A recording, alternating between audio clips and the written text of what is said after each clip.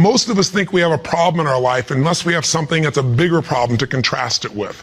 And when you see this story and you walk through their exact life experience of the course of these 2 years, the year that we work with them is 30 days, but you see the course of what's happened to them by finding out what's happened a year later, you begin to understand that it doesn't matter what happens in your life, you are more than any moment.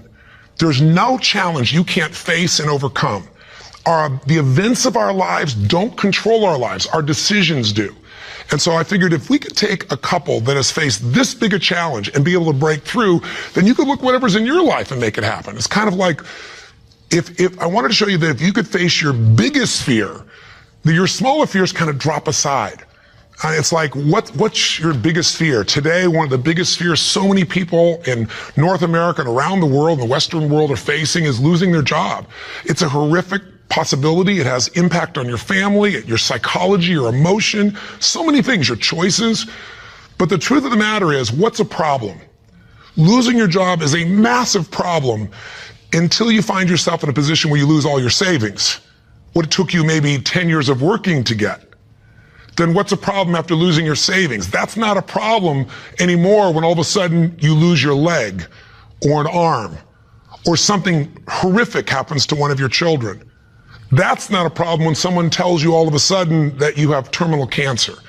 And I've had those moments where somebody says you've got that tumor in your brain and we don't know what it means. Those moments take your other problems and make them disappear. And you know what's interesting? When you ask most people in North America, what's the greatest thing that could ever happen to you? Give them 10 seconds. It's been done over and over again. First 10 seconds, what comes to your mind? What's the best thing that could ever happen in your life? The majority of people in North America say what? Can you guess? Winning the lottery. And many of them say winning a $100 million lottery, $200 million lottery. That's what's going to make their quality of life extraordinary. But when you do the studies, and there have been many done over the last 15 or 20 years on people that win these giant lotteries, what are their lives like 2 years later, 3 years later, 5 years later? Is the quality of their life extraordinary? Rarely, if ever. Because what's happened is they haven't grown. Life gives us these events, these, quote, horrific events, because there's an area of our life that has to grow. If you were to ask me, Tony, out of all the millions of people you've worked with, if someone really wants to feel alive, they want joy, they want happiness, they don't just want money or things or just even respect, they want to feel a sense that life is meaningful and alive, what does it take? I tell you one word: progress. When you're making progress in your life, it doesn't matter where it is, you're going to feel more alive. If you're overweight, but you get yourself today and you say, you know what, I'm stepping into gear. I'm just putting these darn shoes on. I'm not waiting for the perfect, person to come by and coach me. I'll get that too. But right now I'm just going for a walk, or I'm going to go for a jog, or I'm going to go lift some weights. I'm going to do something right now. And you get yourself into gear and you do that for a few days in a row. Even if you haven't lost the 10, 20, or 30 pounds yet, you're going to start feeling better immediately because you have the power of momentum and you're making progress. Progress equals growth. Growth equals feeling alive. We grow or we die. So what's the worst thing that could ever happen in your life? Same survey, ask the people in North America, 10 seconds to come up with the answer. Number one answer, to become a quadriplegic. That's why I made this show. Because the idea that I could be in a position where I'd be alive, but I couldn't physically feed myself, take care of myself, that I'd be completely immobilized, for most people, that's the scariest thought of all. To them, that's the worst possible fear. So by going through this journey with Frank and Kristen and experiencing their emotions and seeing and feeling that in 30 days they could go from trapped in their home where there is no possibility of a future, no idea of intimacy, no idea of children, to world travelers who are doing things they weren't doing before when he was, quote, supposedly able-bodied, happier and stronger and closer in their love than ever before. And you know it's real, and you see the results a year later as we do the follow-ups, and you haven't seen the follow-ups, be sure to see that and hear about the story of what's happened with them. When you get that experience, it affects you. Because it isn't somebody verbally telling you a story, it's something you kind of went through. So the idea here is, I'm sure you have some other fears outside the one that we just came up with. Whatever you're afraid of, the job, the loss of relationship, trust me, it's small. If you'll face a bigger fear, that little fear will start to be handled pretty easily. That's why when all of us go through in our lives extreme stress, we're all going to go through it. You're going to have a home burned down, or something's going to happen to somebody you love, or someone's going to pass before you're prepared for it, which is almost always. Or you're going to find yourself in a financial situation that feels like you can't turn it around. Or you might feel like personal character assassination, or maybe you get mugged, or maybe you get a terminal disease. We all will face multiple times in our life extreme stress. The difference in people's lives is not what we face, it's what we do with what we face. You can take yourself from a place where in the face of absolute total tragedy, you triumph. But it requires making some new decisions, taking some new actions, and mastering a part of yourself that can unleash all of your power and ability as a human being. That human spirit, as corny as it sounds, can be channeled in a very specific way. And if you do, the game of life changes. So I'll give you another example outside Frank and Kristen. A friend of mine who just passed recently, he's always been a deep inspiration to me. His name is Art Berg. And Art's a guy that was a young man, good looking, strong, athletic. He lived in Utah. And he fell in love with his absolute sweetheart. She was, the most popular girl, the most attractive girl. She met all the criteria of a college boy. And his buddy and he are driving across the state to go to where he's going to get married. And he falls asleep in the back seat while his best friend is driving. And his best friend falls asleep in the middle of the night as they're driving. My friend Art Berg woke up rather intensely on the desert floor with the car upside down, his legs trapped beneath it, and unable to feel anything. He became a quadriplegic in an instant. His friend actually was beat up but actually survived. Now, what do you do in a situation like that? Well, the first thing most people do is they want to curse God or they want to curse their friend. It's not their fault. Most of what happens in our lives is not our fault, but what we do with it is going to determine the quality of our lives. Sometimes it is our fault, let's be honest. But lots of times, events happen. Stuff happens, or whatever word you want to replace stuff with. You know what I'm talking about.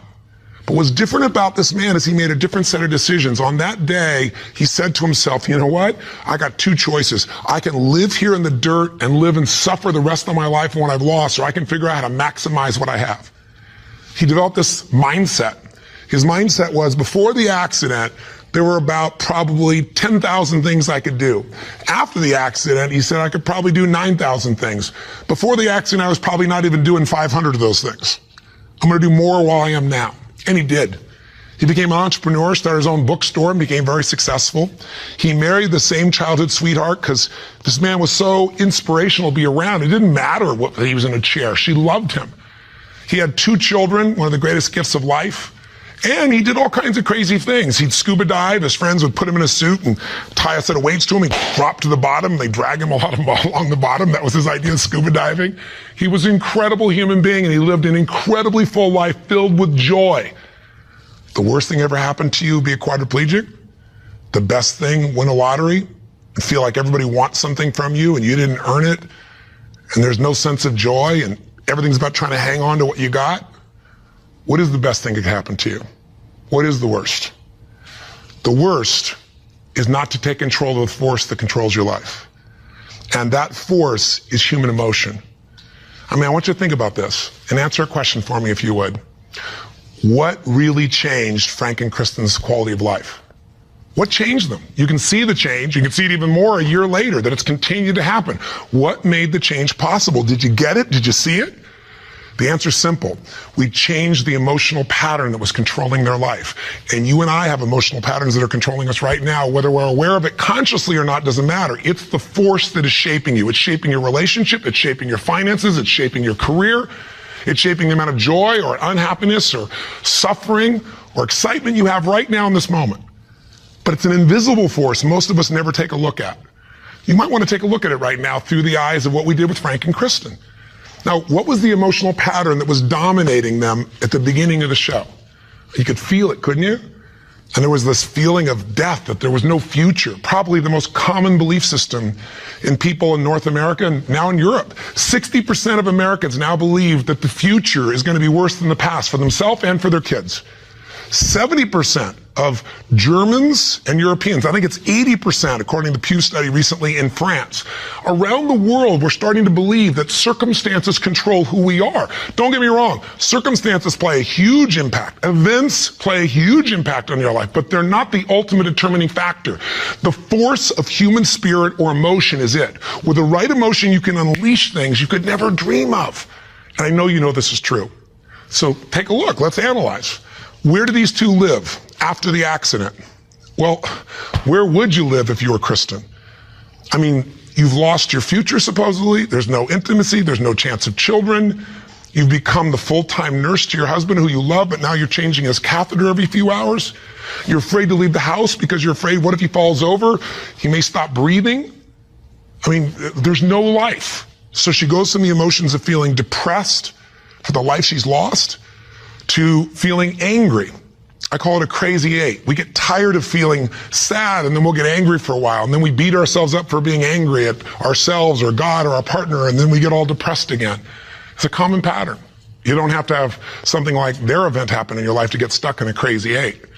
But interestingly enough, she's living in that place, and now what's Frank doing?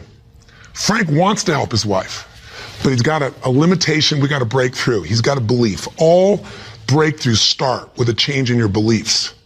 Because once you believe how something is, that means you're certain that's how it is. If you're certain it can't change, you're right, it can't. I can't convince you. No one else can convince you.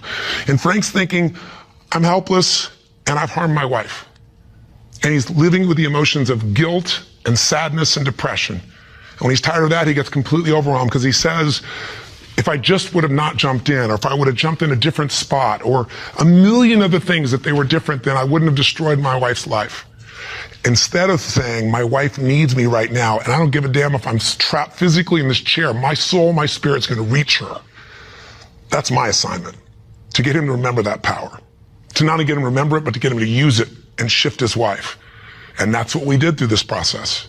How? Well, the process really was giving him a series of experiences that would change his entire belief about who he is. I could try to tell him, oh, here's what you can do. Yeah, I'm 6'7" and I obviously have use of all my appendages. Easy for me, right?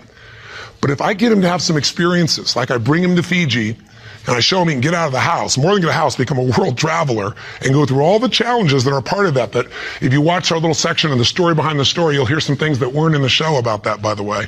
But I get him to travel to Fiji, and the first thing I got to do with him is I got to get him to experience, not know intellectually, but experience he can make a difference for his wife. He is not helpless. She needs him, and he can transform her. He can take her from crying, sad, out of control, angry, to laughing and giggling and feeling love that fast. It's a beautiful moment in the show if you watched. And all it is something called presence. Something, if you're not clear about, do some homework, follow up with us or someone else, figure out how to create that, because that's what changes relationships. Presence. It works. And Frank starts to understand, not verbally, but by his own experience, hey, I don't have to live in that sadness or that feeling of being unworthy or that feeling of being overwhelmed. I can matter. I can matter to her. I don't have to be the person she just takes care of. It was a huge shift in the experience. And I'm giving you Frank's example because it relates to yours. Maybe you have different emotions, but don't we all get to points where we feel like we don't matter or we can't change something? We're stuck, and it's our belief. Great way to break that belief, get yourself another experience. That's what I do with people in seminars. That's what I do in any coaching process. Change it. What do we do after that? We take him through the experience of facing his fears, and we get him to do the skydive together with his lady. And he feels total freedom for the first time since the accident. You get freedom when you face your fear. Not just face it, but you push through it. I get him to face separation from his lady for 10 days. Get him to be in a room with Olympic athletes who couldn't move across the room. He couldn't move across the room, but now they're incredible, and he feels like he's not enough, and he has to push through that. Show him how to get back his dream, drive his truck, get in that thing and drive 100 miles an hour, even though all you got is your elbows to drive the darn thing, and I'm on the other seat. Pretty cool thing. So it was a stacking of these experiences that got Frank to own himself in a new way, to build a new identity, a new set of emotional patterns. So here are the steps, and this is what you want to do. What did I do with him? I did 4 things. That's all I really did at its core. Number 1, for both of them, for Frank and Kristen to transform, I identified where do they live emotionally. That's what you got to do. Where do they live emotionally? Well, we just decided, we just described where they live. Depression, anger on one side, feeling guilty, feeling overwhelmed, feeling sad on the other. There's no way they can change their life with that as the emotional fuel to get you to take action. You're not going to take action. There's not enough intensity to get you to get through the obstacles or the tragedies or the challenges. Once you see what the pattern is and you tell yourself the truth, this is where I'm living, step 2 I did with them, is I identified what's the antidote. So if fear is what's controlling things right now, we need an antidote called courage. Now, courage doesn't mean that you're not scared. Courage just simply means that you're scared to death, but you do it anyway. It's an emotional muscle. It doesn't feel good. You just exercise it. That's what courage is. I mean, everybody you know has different emotional patterns. And it may be hard to see it in yourself, but I bet you know it in other people. I mean, come on. Don't you know somebody who lives every day and they're angry all the time, or they're pissed off, or they're frustrated, or they're worried all the time? I mean, haven't you met people at different times who, don't you know somebody that's always kind of playful or crazy or cracking jokes? Better yet, do you know somebody who's not really funny, but they think they are? You know? And they tell a stupid joke and everything else. It's not even funny, but they crack themselves up so much that you find yourself cracking up, right? I mean, people have patterns. The question is, what's yours? See, if you can identify the patterns in other people, you can start to see them in yourself as well. And you know what we all do? We all find a way to try to get what I call home.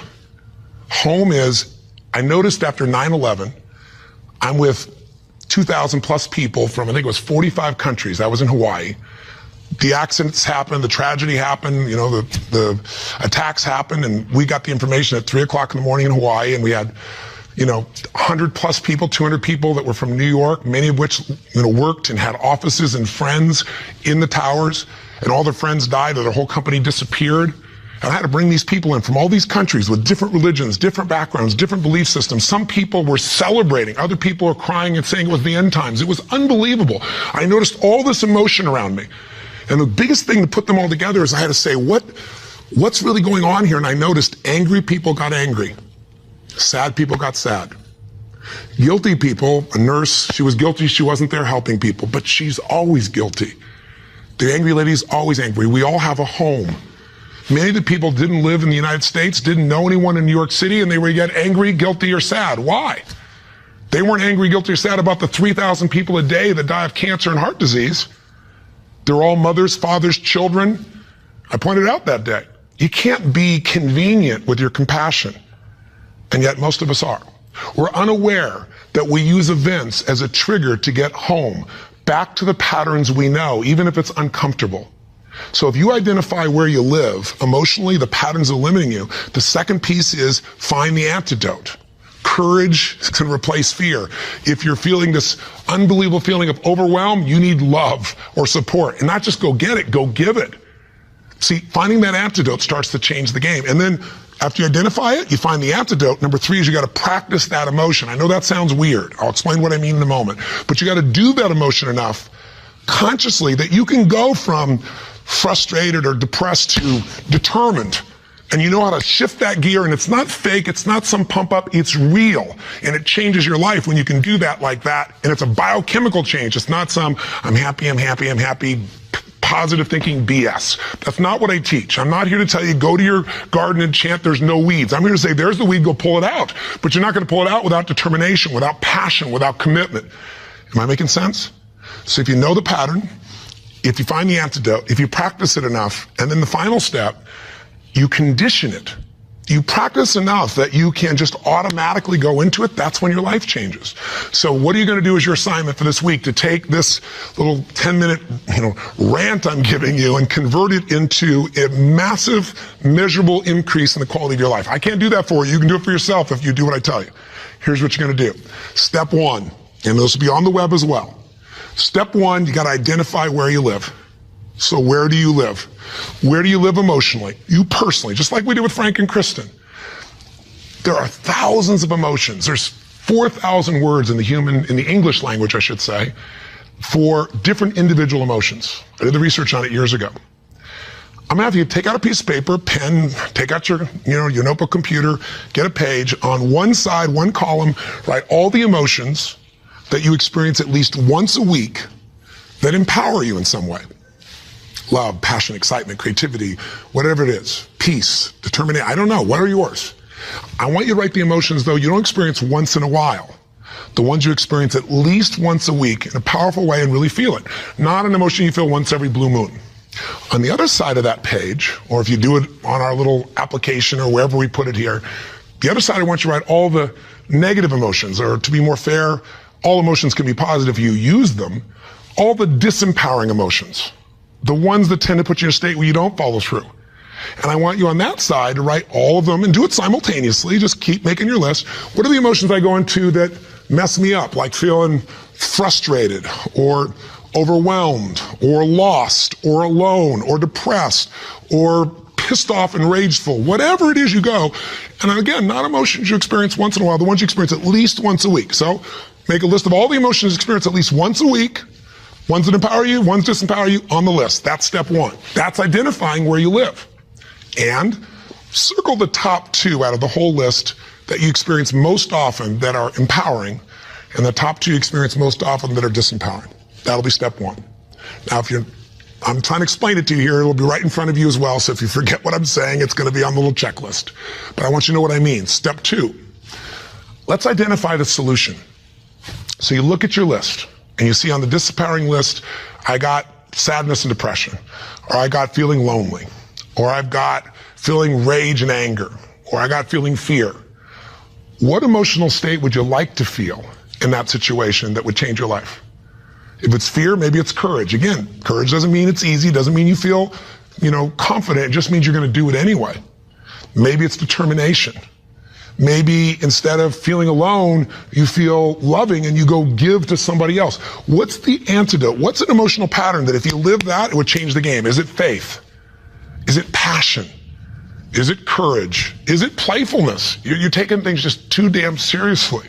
You've forgotten perspective. Go watch the show again. See if you really have a problem.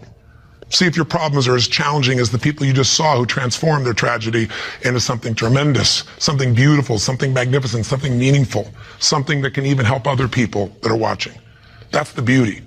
So that's the second step. What's the antidote? Come up with your antidote emotion. Step three is you got to practice that emotion.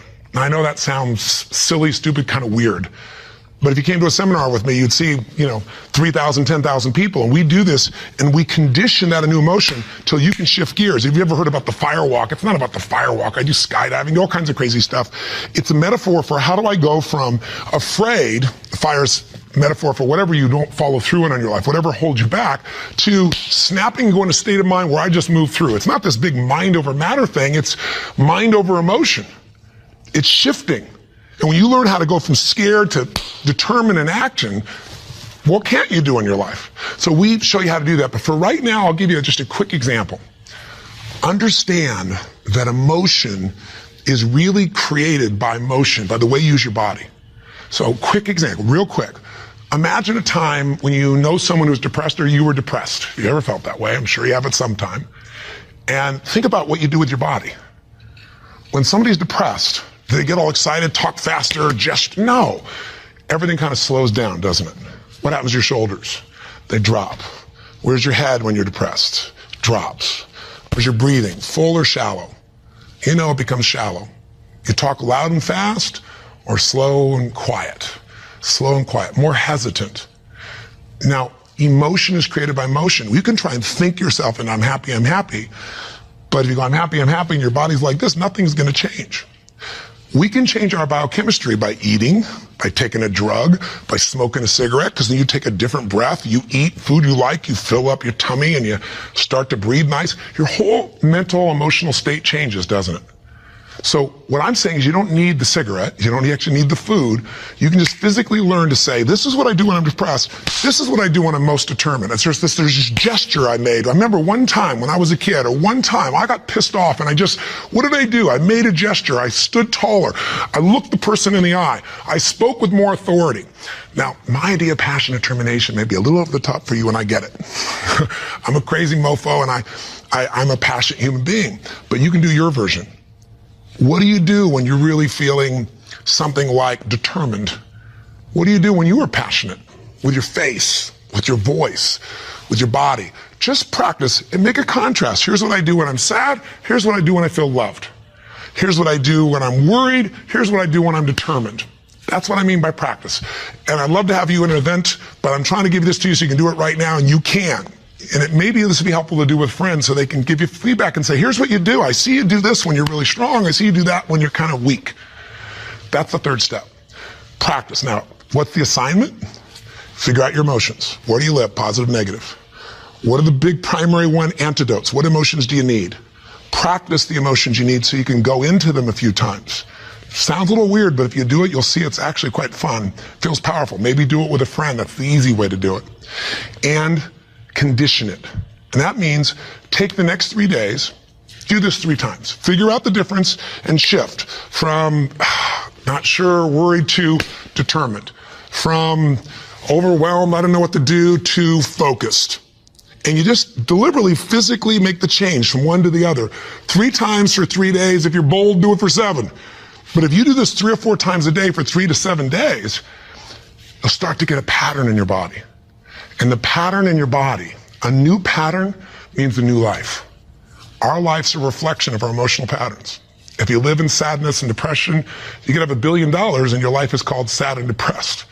If you're living feeling grateful, feeling alive, feeling passionate, your life is filled with gratitude and passion. Doesn't matter what's happening anywhere else. And you can face any challenge from those emotions and you can overcome. Does this make sense? This is how you can take what you watched in that show and convert it into some actions that'll change you. Very simple approach. Or come see me or get some coaching. I've got all kinds of resources, but this is something you can do right now. You don't need anybody else to make happen. You just need a little ability to take action. Make sense? And if you haven't seen the show, for God's sakes, go on Hulu and watch the show, or all this will just sound like a bunch of words. If you've had the experience, you know what I'm talking about, and you've witnessed it, it'll be real in you right now, and you'll get a sense of what you can do to move forward. And if you can't find it on Hulu, once again, send us a little email, and we'll make sure we find a way for you to be able to observe or experience the show directly. And last thing I'll say to you is, the best way to keep something in your body is share it with somebody else. The whole philosophy of my life has been, if your life's going to be meaningful, you can't just be about me, you got to be about we. So if you can, if you feel like it, if your spirit's touched by this, help us pay it forward. Share this with your friends. You can share the clip of our show. You can share this little section. We got all kinds of ways. Just take the clip and send it. And we even have a way you can push a button once again and send it virally to everybody. Everybody who's on your email list. We'd love it if that works for you. If you don't, we're totally respectful of that. But in the end, I can promise you one thing. If you will do this, if you'll discover your current emotional pattern and you'll change it through a little bit of practice over and over again, you will change the quality of your life no matter what you're facing. Make sense? Thanks for taking the time. I hope this was close to 10 minutes. I went a little crazy, but it's really just designed to try to really serve you. So till I see you again, hopefully next week, live strong and live with passion. God bless.